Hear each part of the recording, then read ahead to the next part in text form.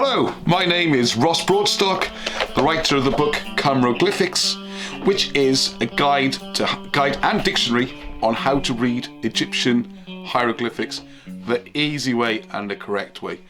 I'll guarantee you, before you even get to the end of this half-hour introductory video, you'll already have a good idea how to read hieroglyphics.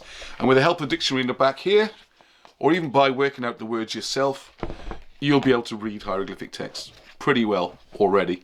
Never mind your 3-year degree, or if you follow the conventional route, you know, these kind of guys, where it takes 30 years to get a mastery, and even then you kind of guess and work out what it might be. No, this reads like a language should.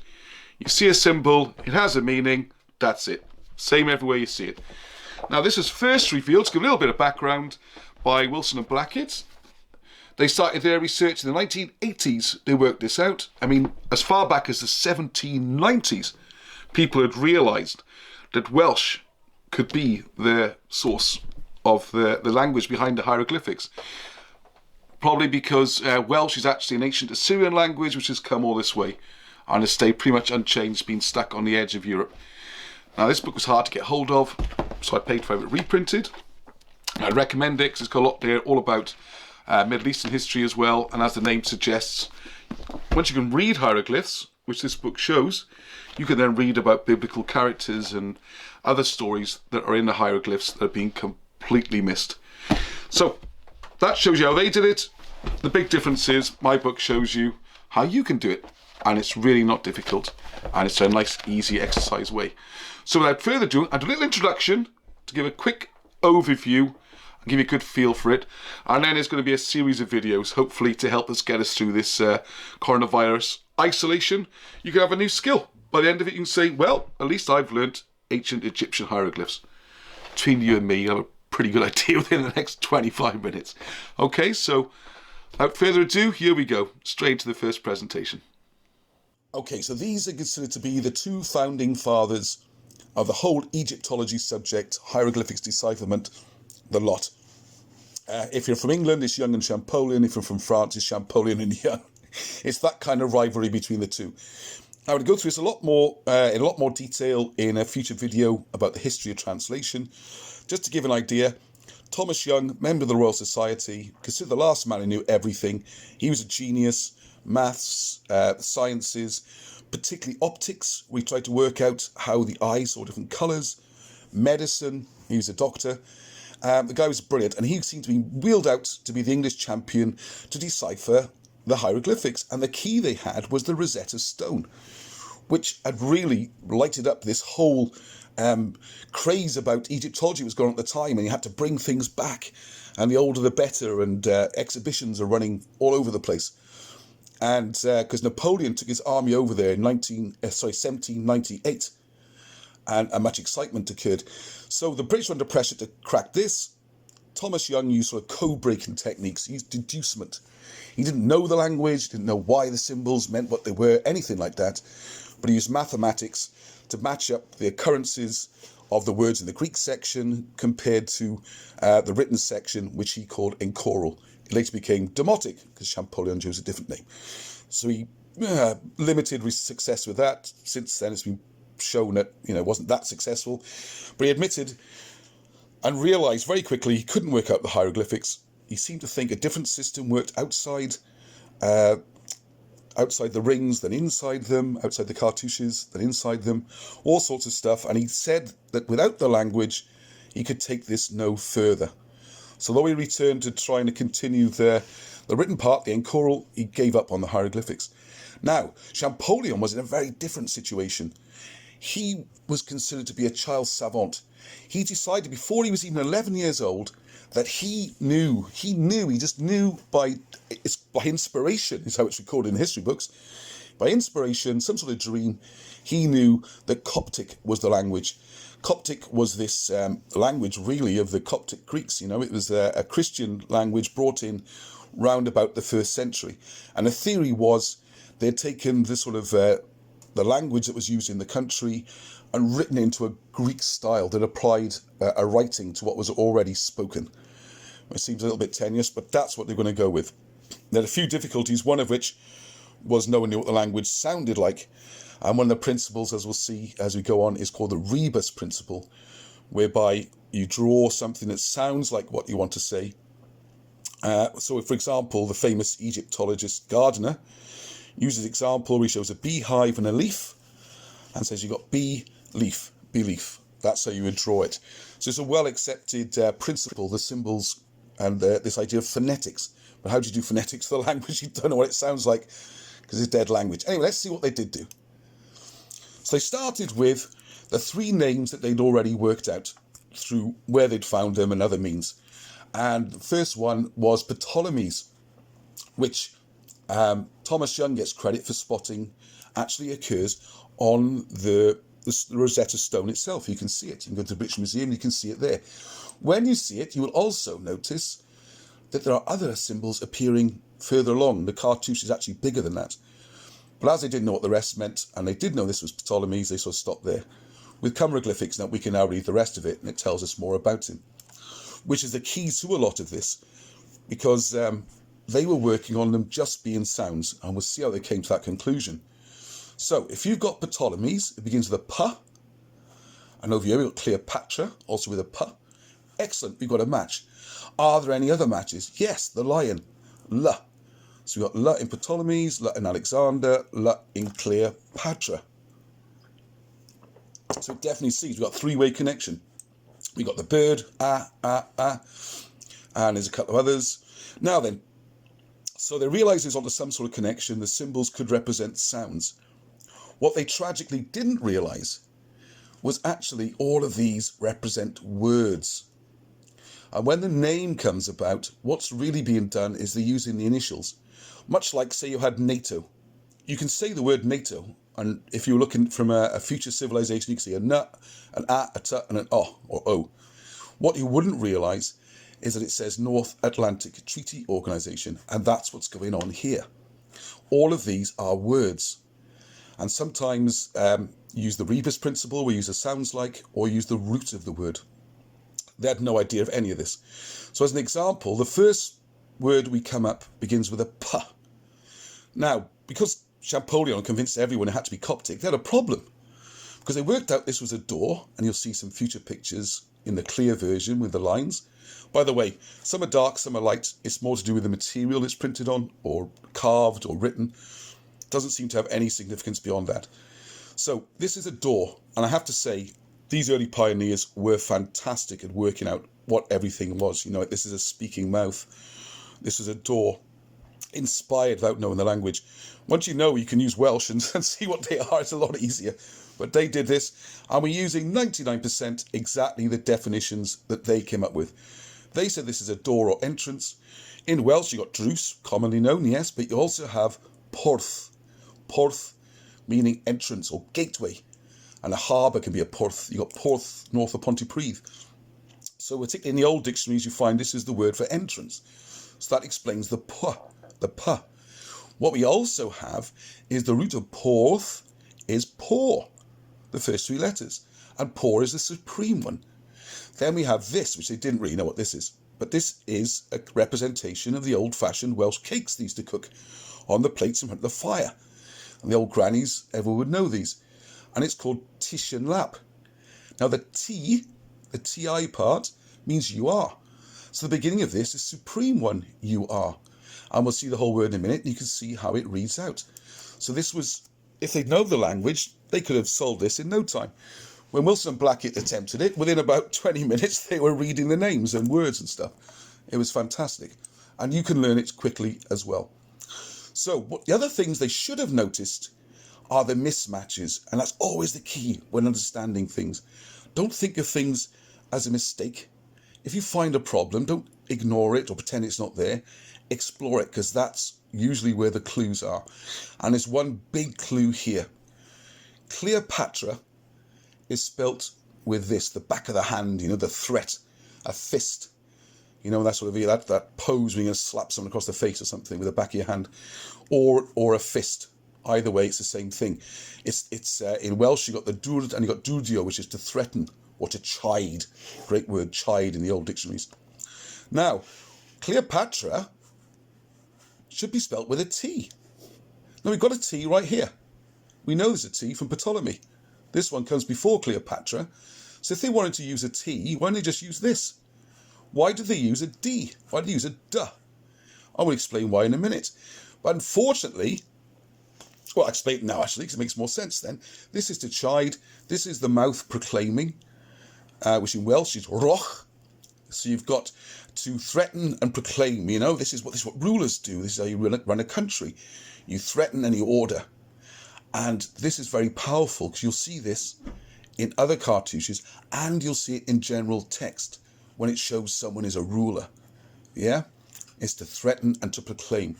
Now, you can see it in Alexandros, works very well.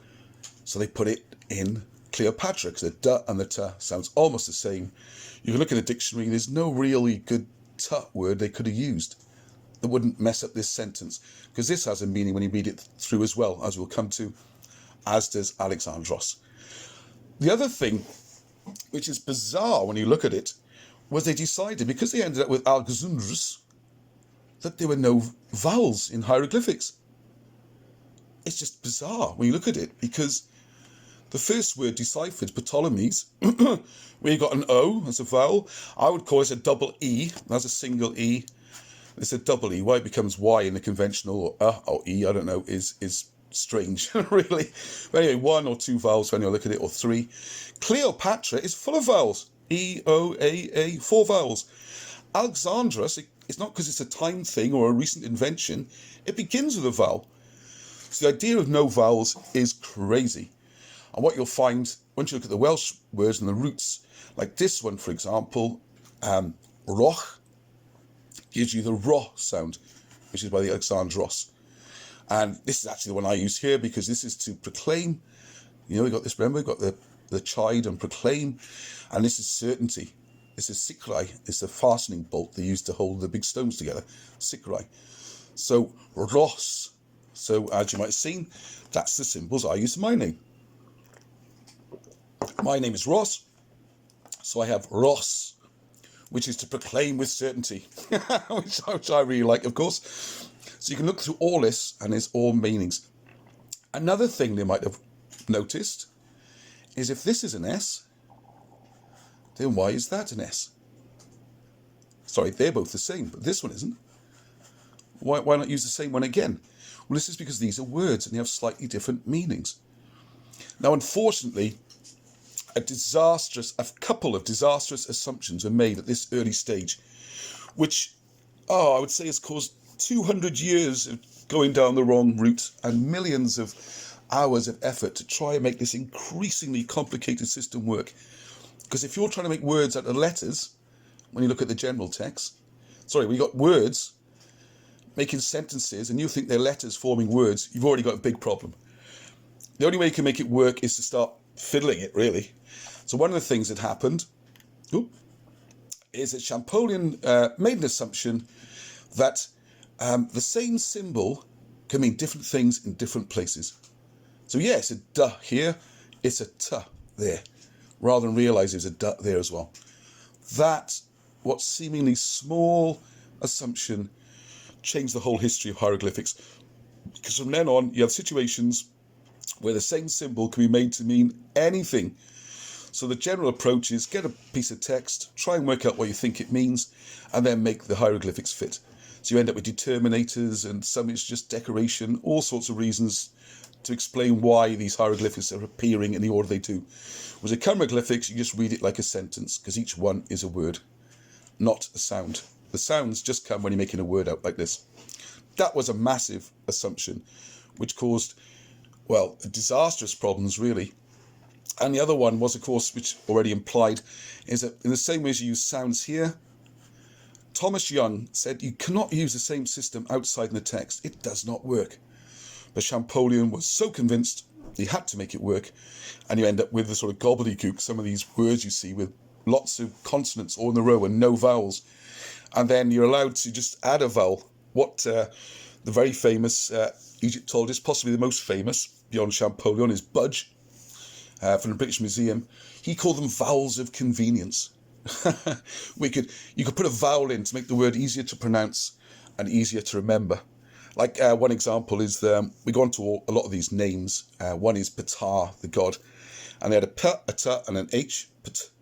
So some Greek academic just put an A in because Ptah sounded like a Greek word. And that was that. No reason for it to be there.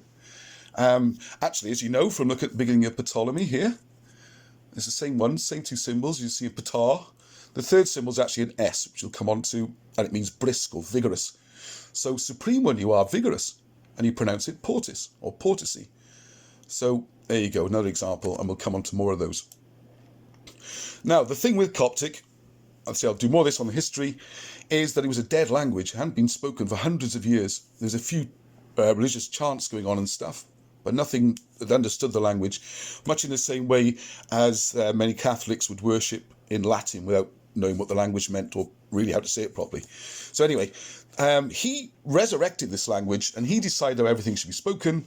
He was a Jesuit priest, an amazing genius of a man, published 20, 30 books, history of China, all sorts. He had his Jesuit priests all around the world sending back information. He was compiling it into books. Amazing. But even he said Coptic has no relation to the native language of Egypt. Now, in the 1790s in Wales, people already noticed that almost as soon as Egyptology started, that a lot of the words matched the Welsh words. And that syntax we talk about, with the word order changing, matched Welsh. And completely independently, von Bunsen, who was an academic in Germany, or Prussia it was in those days, he came to the conclusion that the hieroglyphics are written in a form of ancient Assyrian. And this ancient Assyrian was a root of nearly all Indo-European languages.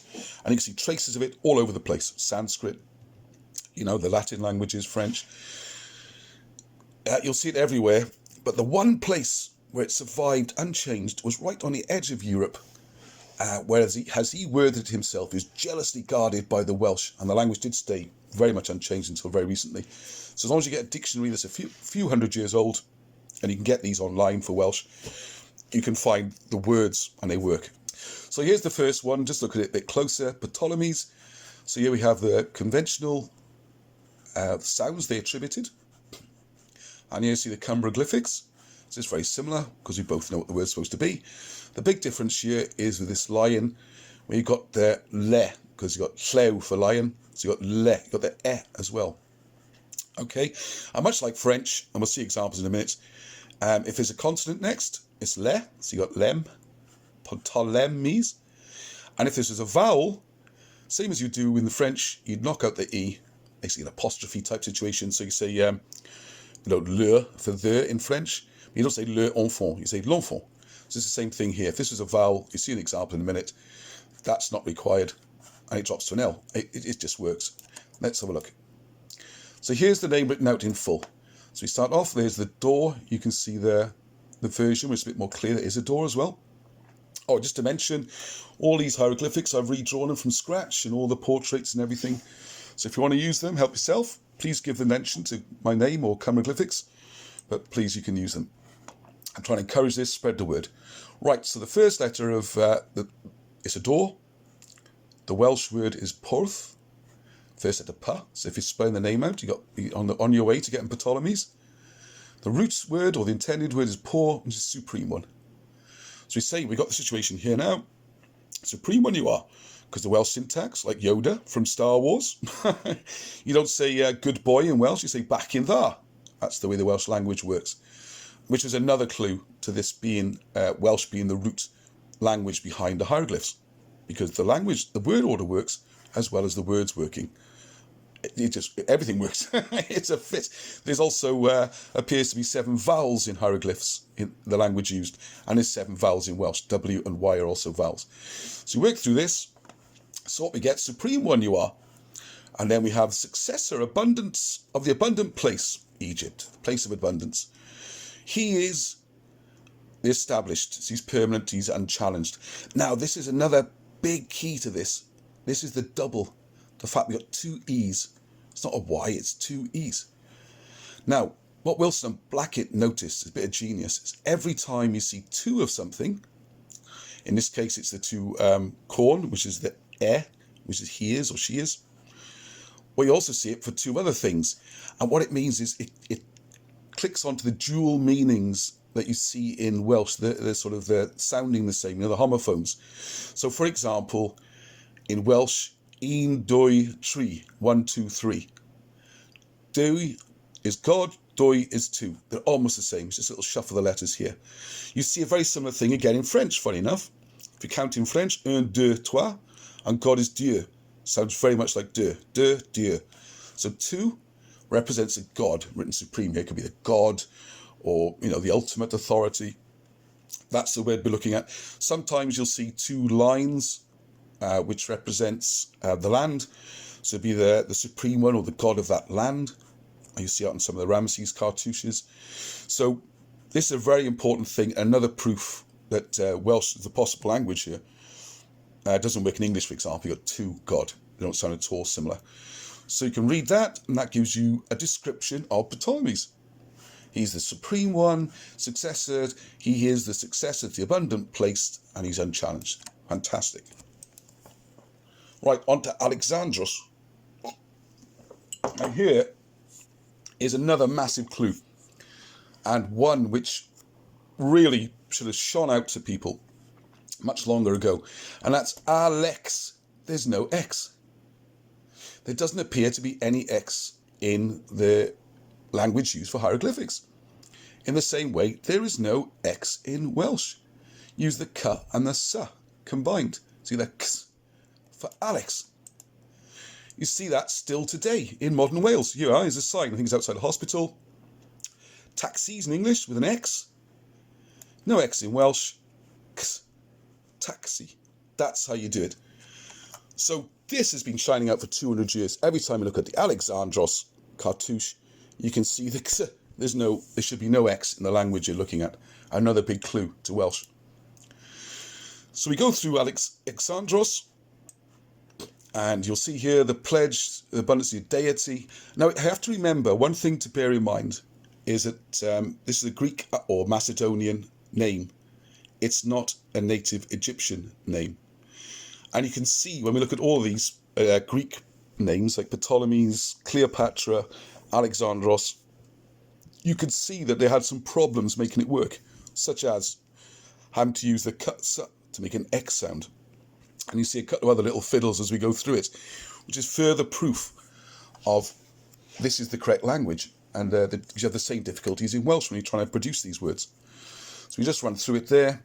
You can go through all these, all in the dictionary, and we'll go through the names in more detail in future. So he's the deity. It's pledged. There it is again. Begin the sentence. You'll see this a lot in the text. It's almost like a full stop in reverse. Full stop comes at the end of the sentence. This comes at the beginning. So we have the pledge that he is the established deity of abundance. He preserves, so he protects, preserves, keeps safe. And here we have it. We mentioned it already. He chides and proclaims. He's the commander. He's the ruler, the certain ruler. This is a fasting bowl, sikrai. So he keeps safe and he rules with certainty. So that's your Alexandros translation. Fantastic.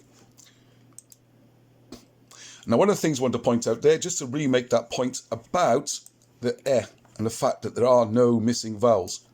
See, they're there, they're part of the sounds. Now, an interesting thing with hieroglyphics, and again, this is where you see anomalies and should stop and ask questions, why the anomalies? Not think they're just mistakes or artistic things or something like that.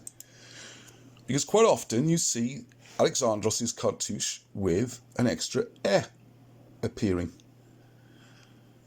It should be a massive clue to these Egyptologists. Yes, there are vowels. Sometimes you see it like this. So then you got Alexandros. Yeah, same thing. So what we do here with the L, I'll make it a bit clearer in a second. The E has been removed. You don't need it now because the vowel is there. Sometimes you even see it with two. And there's various examples of this. Do a Google search, find the images. You'll find them slightly different in different places. So what we have here, and demonstrates it, just like the French, the is now not required. So it just becomes L, Alex. Same with this. It was Se, now it's just S, Alexandros. And you know what that reads as.